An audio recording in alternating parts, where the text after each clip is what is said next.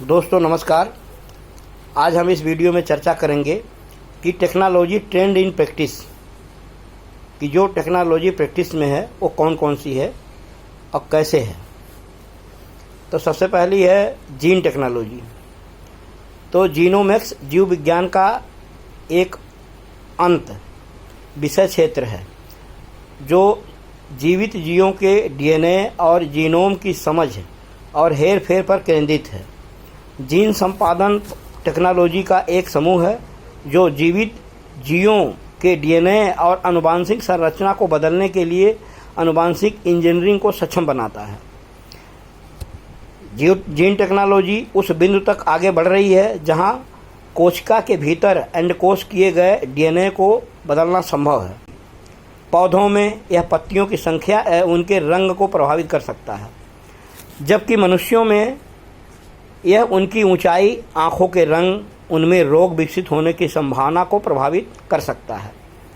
यह संभावनाओं की एक श्रृंखला को खोलता है जो लगभग असीमित है, क्योंकि इसका मतलब यह है कि किसी जीवित जीव की विरासत में मिली कोई भी विशेषता सैद्धांतिक रूप से बदली जा सकती है। जीन संपादन के साथ किया जा सकता अधिकांश कार्य स्वास्थ्य सेवा के क्षेत्र में है। सबसे रोमांचक वर्तमान परियोजनाओं में डीएनए उपपरिवर्तित का सुधार है जो कैंसर या हृदय रोग जैसी गंभीर बीमारियों का कारण बन सकता है, लेकिन शायद किसी भी अन्य तकनीकी से अधिक। जब आनुवंशिक हेरफेर और संपादन की बात आती है तो बड़ी संख्या में नैतिक और कानूनी चिंताओं के साथ साथ क्या होगा अगर प्रश्न भी होते हैं। तो मनुष्य में जीनोम संपादक वर्तमान में यूरोप सहित कई देशों में प्रतिबंधित है, क्योंकि इसके दीर्घकालीन परिणाम समझ में नहीं आते। जीनोमिक्स जैसी संभावित रूप से समाज में परिवर्तनकारी किसी भी चीज़ के साथ कैंसर को ख़त्म करने या यहाँ तक कि मानव जीवन को अनिश्चित काल तक बढ़ाने जैसे संभावनाओं के बारे में सोचना आसान हो सकता है। वास्तव में इतनी बड़ी प्रगति बहुत दूर होने की संभावना है। यदि वे कभी भी संभव हो तो छोटी छोटी समस्याओं को हल करने पर ध्यान केंद्रित करना जिनका वास्तविक दुनिया पर तत्काल प्रभाव पड़ेगा, अल्प अवधि में अधिक फलदायी होने की संभावना है। तो ये है जीन टेक्नोलॉजी।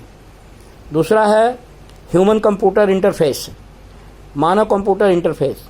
मानव कंप्यूटर इंटरफेस पहनने योग्य एक उपकरण है और तकनीकी बनाता है जो मनुष्यों के शारीरिक और संभावित मानसिक प्रदर्शन को बेहतर बनाने में मदद करते हैं और हमें स्वस्थ और बेहतर जीवन जीने में मदद करते हैं।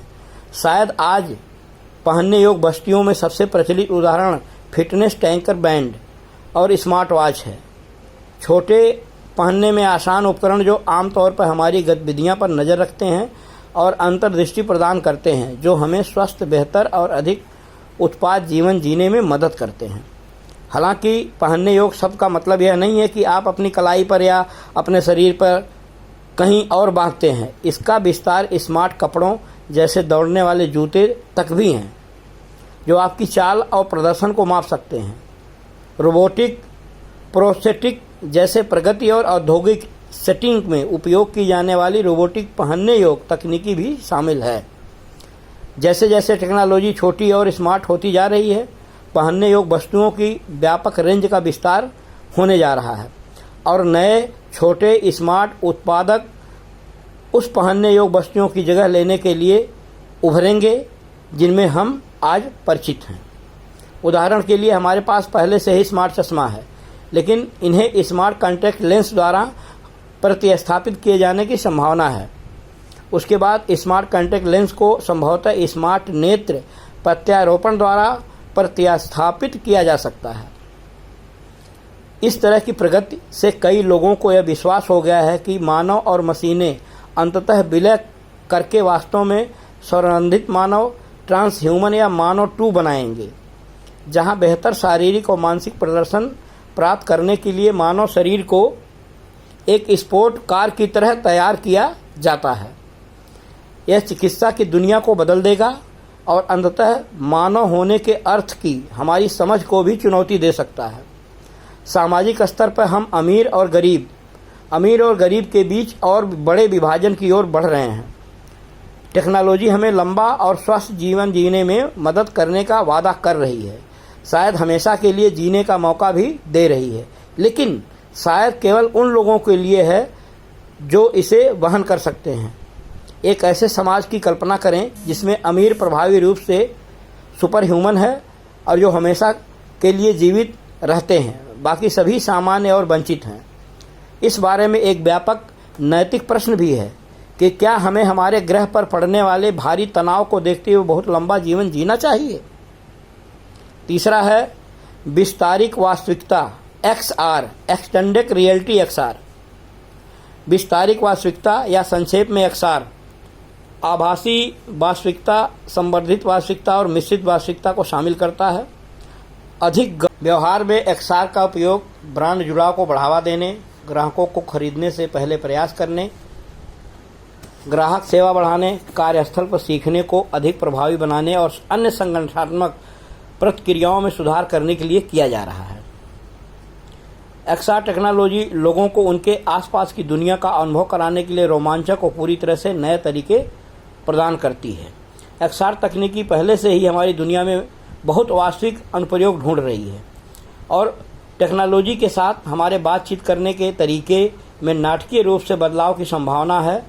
वास्तव में मोबाइल आधारित AR अनुभव जैसे कि पोकेमॉन XR मेटावर्स में उपयोगकर्ता इंटरफेस भी हैं।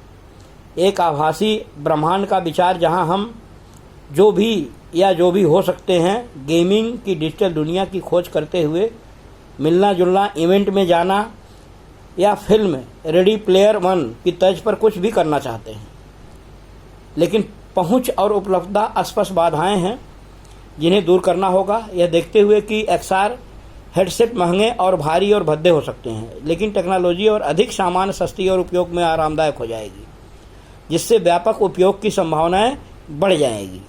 सबसे बड़ी चुनौती में गोपनीयता और अत्यधिक गहन टेक्नोलॉजी के संभावित मानसिक और शारीरिक प्रभाव भी शामिल होंगे। चौथा है 3D प्रिंटिंग। 3D प्रिंटिंग जिसे एडिटिव मैन्युफैक्चरिंग के रूप में माना जाता है। इसका अर्थ है कि एक डिजिटल फाइल को परत दर परत बनाकर उससे 3D ऑब्जेक्ट बनाना। 3D प्रिंटिंग कृत्रिम बुद्धिमत्ता या जीन संपादन की तुलना में स्पष्ट रूप से अधिक कम टेक्नोलॉजी तकनीकी वाली लग सकती है, लेकिन इसमें विनिर्माण या अन्य उद्योगों को पूरा बदलने में क्षमता रखता है। 3D प्रिंटिंग का उपयोग करके भविष्य की फैक्ट्रियां साइट पर मशीनरी के लिए स्पेयर पार्ट्स को तुरंत प्रिंट कर सकती हैं। संपूर्ण असेंबलिंग लाइनों को 3D प्रिंटर से बदला जा सकता है। हम प्रत्यारोपण के लिए मानव ऊतक प्रिंट कर सकते हैं, जैसे हथियार प्रिंट कर सकते हैं, यहाँ तक कि भोजन भी प्रिंट कर सकते हैं।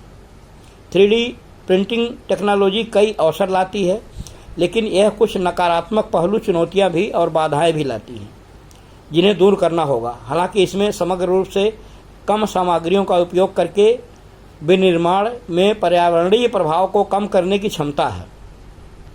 हमें प्रिंटर के पर्यावरणीय प्रभाव पर भी विचार करना होगा।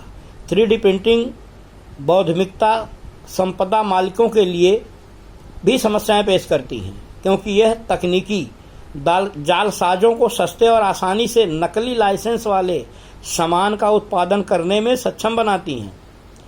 एक समस्या यह भी है कि हथियारों को आसानी से 3D प्रिंट किया जा सकता है।